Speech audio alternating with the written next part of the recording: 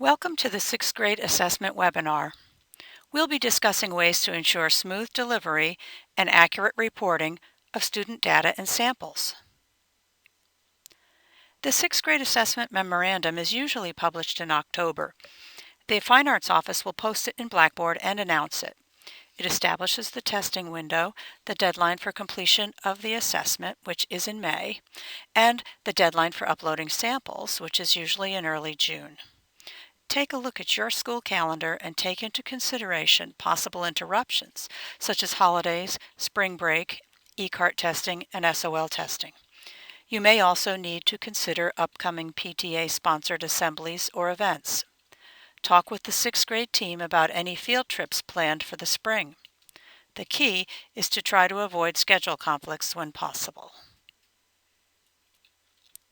At the beginning of the school year, you should request a digital Excel spreadsheet of your 6th grade students. The information that you will need to report to the Fine Arts Office includes the last name, first name, and student ID number for the 6th grade students who attend your art classes. If a student moves away before the assessment, you could delete that name.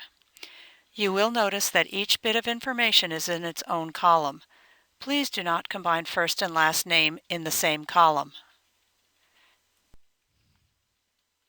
The spreadsheet of student information that you receive from your student information operator may include more information than we need, or it may be formatted differently.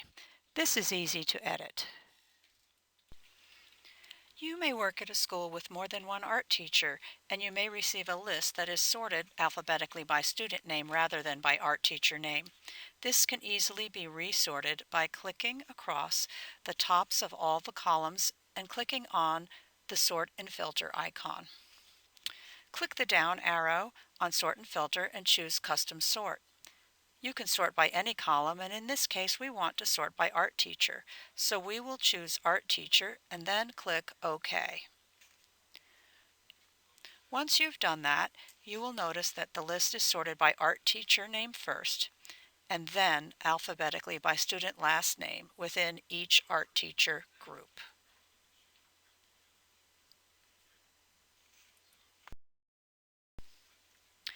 You may receive a list with more information than needs to be shared with the Fine Arts Office. It is easy to delete information that is not needed. In this case, we're going to delete the middle name column. To do this, you would right-click at the letter on top of the middle name column and choose Delete. The column will disappear and information in the columns next to it will move left. If you decide that you want that information back, you can click the undo arrow and the information will reappear.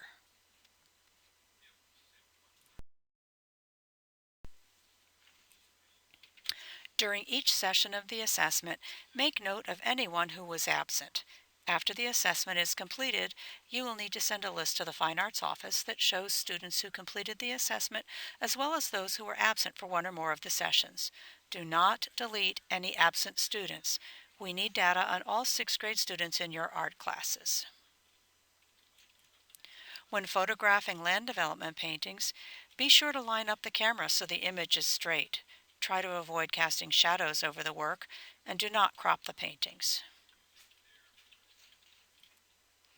When photographing ceramic sculptures, avoid busy backgrounds.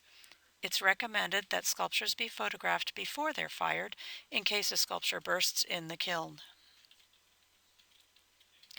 Make sure that student documents are dark enough to be legible. The best way to ensure this is to allow students to use a dark pencil. In the event that a document is too light to scan well, you can darken it on the copier and then scan the darker copy.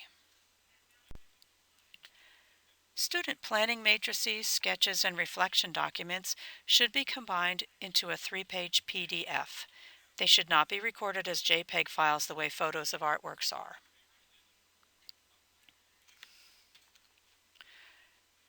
It is easy to create a multi-page PDF on a Ricoh copier. First, press the scanner button to choose scan mode, then place the planning matrix on the copier glass.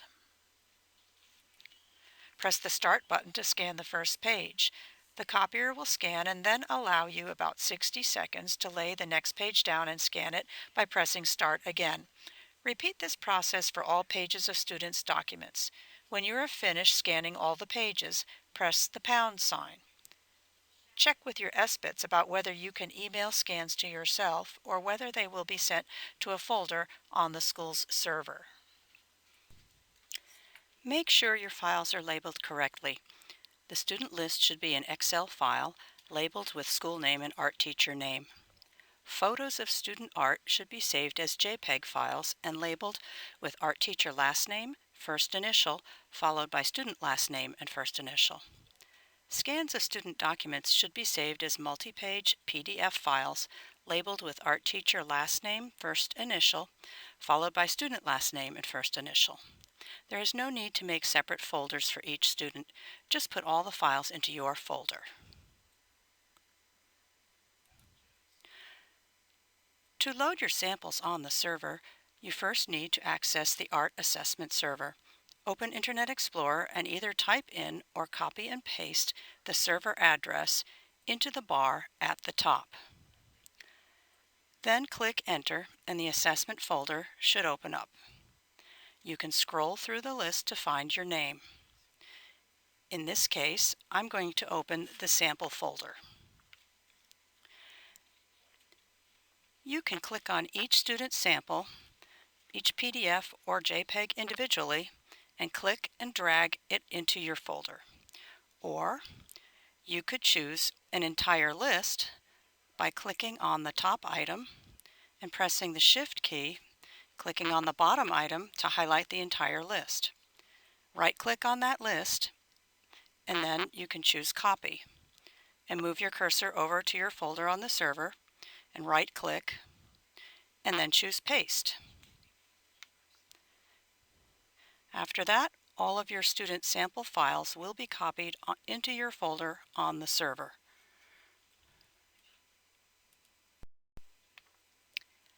Thank you for watching the 6th grade assessment webinar. If you have questions about the assessment or the reporting process, feel free to call or email us in the Fine Arts office.